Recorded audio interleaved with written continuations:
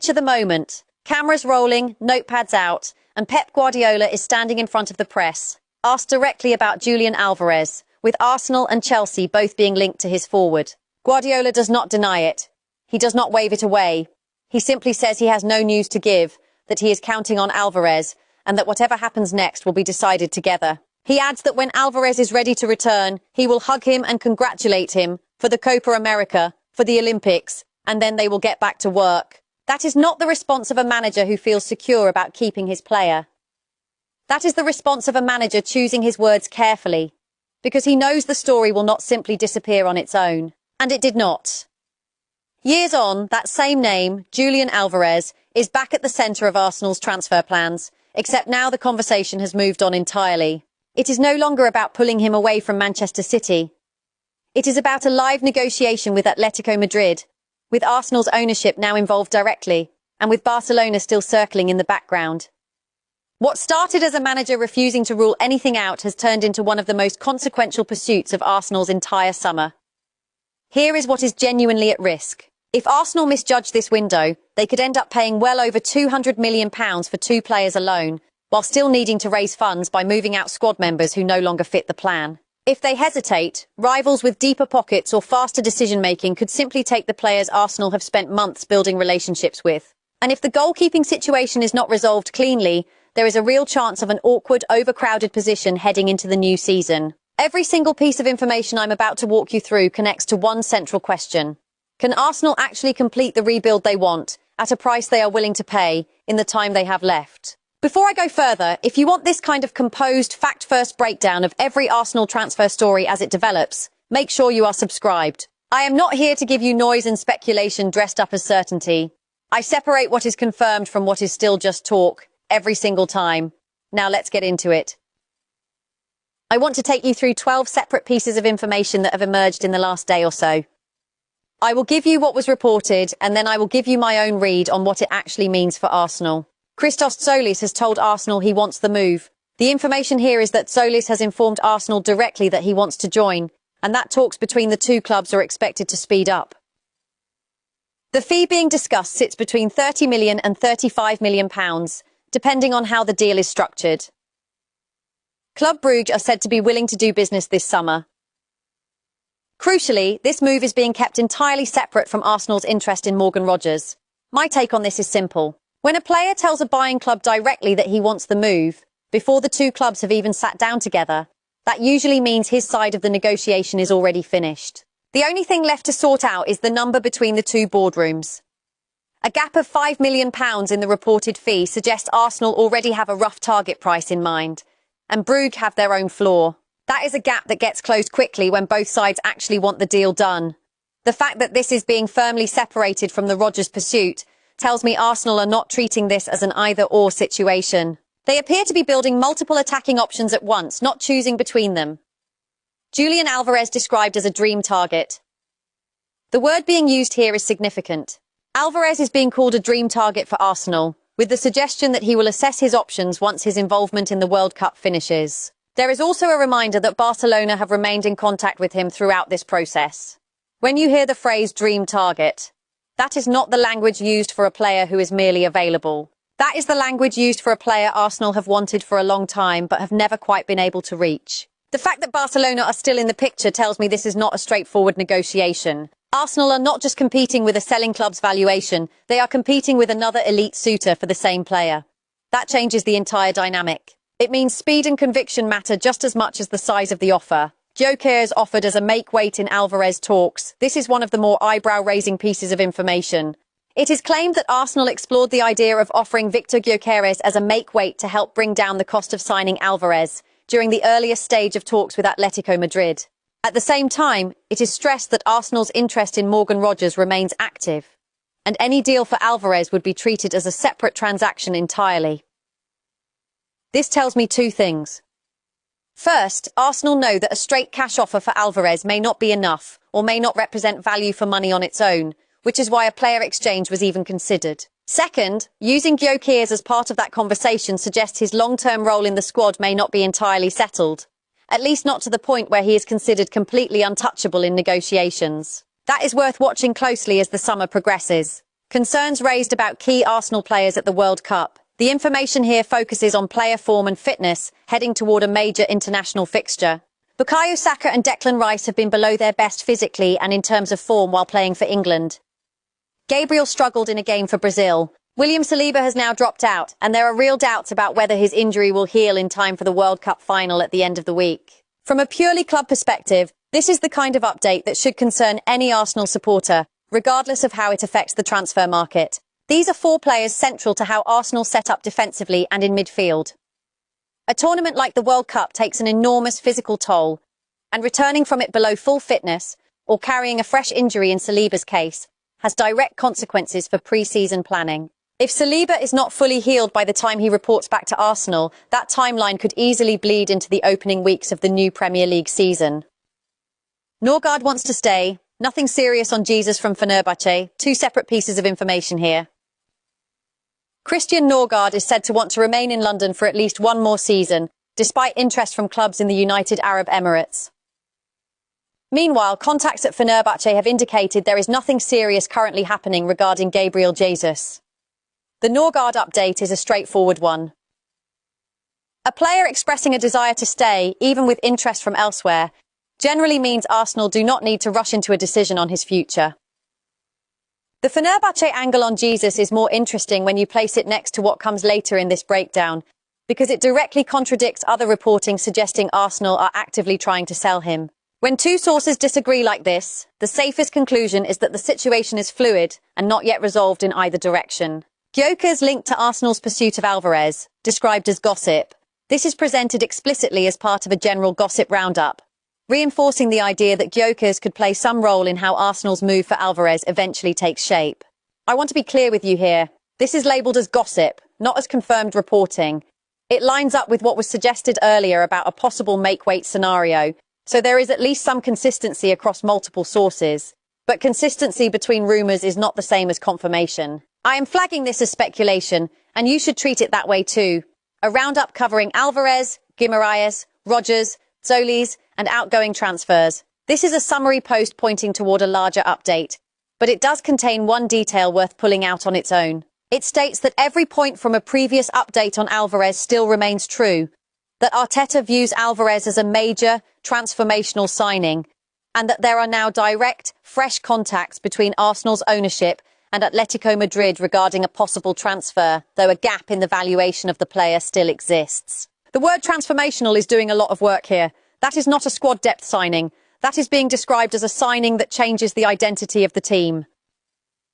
The detail about direct contact at ownership level, rather than just through intermediaries or football departments, tells me this has moved beyond a casual inquiry. Ownership level involvement usually signals genuine intent and a willingness to negotiate seriously on price, even if the 2 sides have not yet met in the middle. Arsenal actively looking to sell Gabriel Jesus. This update states that Arsenal are actively trying to move Gabriel Jesus on before the transfer window closes, and are prepared to consider offers in the region of £20 million. AC Milan are described as leading the chase, with Juventus and Atletico Madrid also making inquiries. This is one of the clearer, more actionable pieces of information in this entire update. A specific figure, a lead suitor, and 2 additional interested parties is a much more concrete picture than most of what we have covered so far. It also connects directly back to the financial pressure Arsenal are under. If they are serious about pursuing players like Alvarez, Guimaraes, Rodgers or Solis, funds need to come from somewhere, and moving Jesus for around £20 million would be a meaningful contribution toward that goal, even if it does not fully offset the outgoing spend.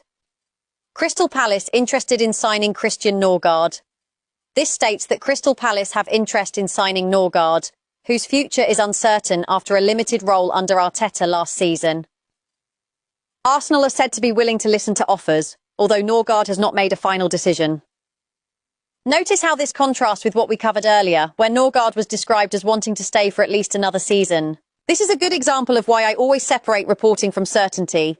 2 credible threads are pulling in opposite directions here. What we can say with confidence is that Norgard's situation is unresolved, that at least 1 Premier League club has registered interest, and that Arsenal are open to a sale if the right approach comes in. Beyond that, anything else is genuinely still up in the air. Solis separate from Alvarez, Rodgers preferred, Barcola as alternative. This update reinforces that any move for Solis would be entirely separate from Arsenal's broader search for high-profile attacking reinforcements. Alvarez is again described as a long-term priority target, though it remains unclear whether a deal is achievable this summer. Morgan Rogers is described as Arsenal's preferred option in the search for a versatile forward, with interest expected to intensify once his World Cup involvement ends. Bradley Barcola is named as the alternative option. This is genuinely one of the most useful updates in the entire batch because it gives you a clear hierarchy. Alvarez sits at the top as the aspirational marquee target. Rogers is the realistic preferred option for a versatile forward role. Barcola exists as the fallback if Rogers cannot be secured. And Solis is being pursued as a completely separate piece of business, likely aimed at strengthening a different area of the forward line, rather than duplicating Rogers or Barcola's role. When a club is working with this kind of tiered planning, it usually means there is a clear football strategy behind the spending, rather than reactive, headline-chasing business. Newcastle insist on a fee close to £100 million for Guimaraes. This is about as direct as reporting gets. Newcastle United are said to be firm that Bruno Guimaraes commands a fee close to £100 million, with club sources dismissing any suggestion they would accept anything close to half that figure. I want you to sit with that number for a moment. Half of £100 million is £50 million, which tells us there has clearly been outside suggestion, or hope, that Newcastle might accept something in that region. This update firmly shuts that idea down. Newcastle are not treating this as a negotiation that starts low. They are anchoring the price at the very top from the outset. That is a deliberate negotiating tactic, and it tells you everything about how difficult this deal could be to complete without Arsenal significantly raising their initial valuation of the player. Major breaking update on direct Alvarez contacts. This describes direct contact between Arsenal's ownership and Atletico Madrid regarding a possible transfer for Julian Alvarez, while confirming that a gap still exists in how the two sides value the Argentine forward. This lines up precisely with what we already covered earlier in this breakdown regarding ownership-level contact. When the same specific detail, ownership-to-ownership dialogue, appears across multiple separate updates, that consistency gives it more weight than a single isolated claim. What it does not tell us is how large that valuation gap actually is, or how quickly it might close. Direct contact is a meaningful first step, but it is not a transfer, and it is not close to one. Now let's move into the fuller stories behind these headlines, because this is where the real detail lives. The Guimaraes situation from Newcastle's side. The full picture on Bruno Guimaraes is more layered than a single headline suggests. Guimaraes has given Arsenal what amounts to a green light, having already informed Newcastle of his desire to leave this summer. He remained a consistently strong performer for Newcastle last season, even as the club finished 12th in the Premier League, and he followed that up with 4 assists at the World Cup for Brazil, though a missed penalty in the last 16 defeat to Norway will sit with him for a while. What stands out to me is the context around him. Newcastle have already lost Alexander Isak, Sandro Tonali and Anthony Gordon, and those departures have clearly shifted the mood inside the dressing room and around the captain himself. Guimaraes wanting Champions League football is not just ambition talking, it is a direct response to Newcastle failing to qualify for it. There has been no direct contact between the two clubs yet, despite personal terms reportedly being agreed with his representatives. A £60 million bid floated through intermediaries was firmly rejected, and Newcastle's benchmark figure of £100 million is being pegged directly to what they received for Tonali. There was also a separate claim that co-owner Amanda Staveley suggested a fee closer to £50 million might be acceptable, something flatly and categorically denied when put to her directly. My honest assessment here is that Newcastle are negotiating from a position of controlled defiance. They do not want to sell their captain, but they are also aware that persistent gossip and player disappointment can eventually force a situation, much like it did with Isak the previous summer. The difference here is that Guimaraes is not forcing the issue publicly the way Isak did. That distinction matters. It suggests Newcastle have more leverage in this specific negotiation than they did last year, even if the eventual outcome ends up being the same.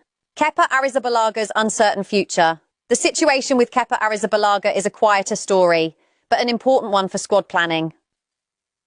His £5 million release clause at Arsenal has now expired, though the club has indicated it will not stand in his way if a suitable offer arrives. He joined as backup to David Raya for £5 million last summer and faced heavy criticism after a mistake in the Carabao Cup final defeat to Manchester City.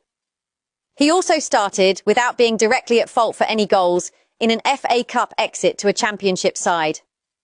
Italian clubs including Juventus, Inter Milan and Napoli have been credited with interest. The detail that changes everything here is the signing of Illan Meslier from Leeds United on a free transfer, on a 2-year deal with an option for a third. Meslier made over 200 appearances and kept 70 clean sheets across 7 seasons at Leeds, and he becomes the 9th goalkeeper signed during Arteta's time at the club. It is difficult to see a scenario where both Meslier and Kepa remain at Arsenal for next season.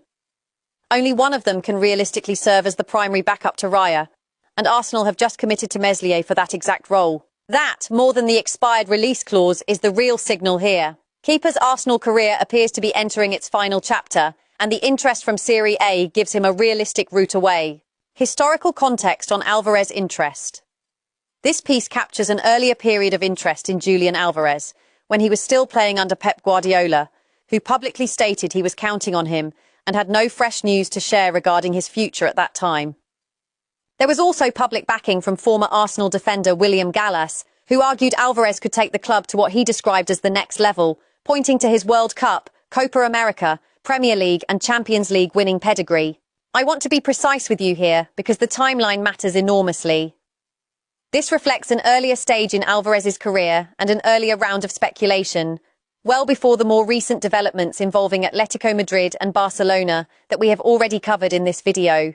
It is useful as background because it shows Arsenal's interest in Alvarez is not a brand new development. It has genuine history behind it stretching back years. But you should not confuse this earlier period with where things currently stand.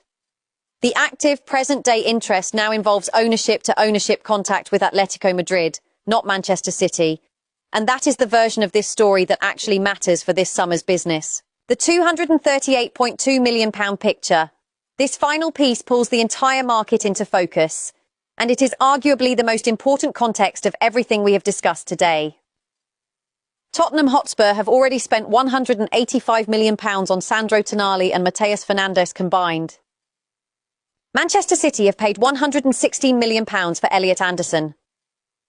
Talks are also ongoing between Manchester City and Lille over a fee of roughly £85.2 million for 18-year-old Ayoub Bouadi, a player with fewer than 100 senior appearances to his name. Set against that backdrop, the suggestion is that Arsenal's 2 priority targets, Bruno Guimaraes and Morgan Rogers, could end up costing in excess of £200 million combined if the selling clubs get anywhere close to what they are asking for. What I take from this is that Arsenal are not operating in isolation.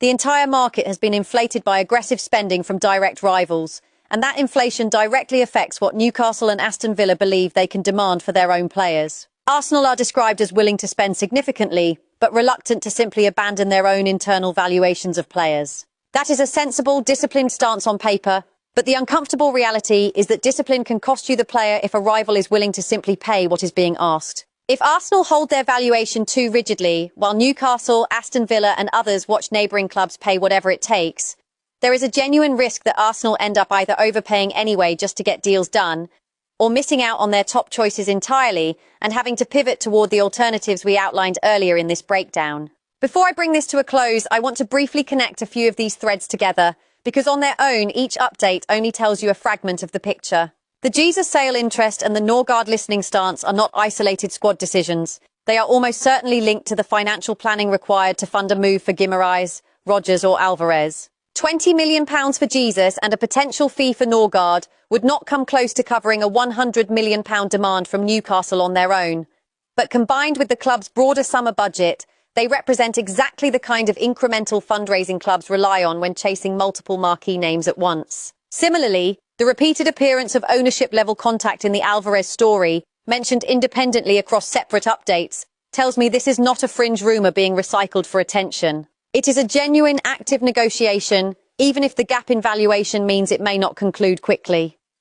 So where does all of this leave Arsenal? There is a clear hierarchy of attacking targets, with Alvarez as the dream signing, Rogers as the realistic priority, Barcola as the fallback, and Solis progressing as an entirely separate deal that already appears close to being agreed in principle. In midfield, Guimaraes wants the move, but Newcastle are refusing to move off a £100 million valuation. In goal, keeper's Arsenal career looks to be winding down following the arrival of Meslier. And underneath all of it sits a market that has become significantly more expensive because of what Tottenham and Manchester City have already spent this summer. Every one of these threads is still live. None of them are finished stories yet. What I can tell you with confidence is that the direction of travel is clear, even if the final prices are not. I will be tracking every one of these situations as they develop, so make sure you are subscribed for the next update the moment there is real movement on any of these deals. Thank you for watching, and I will see you in the next one.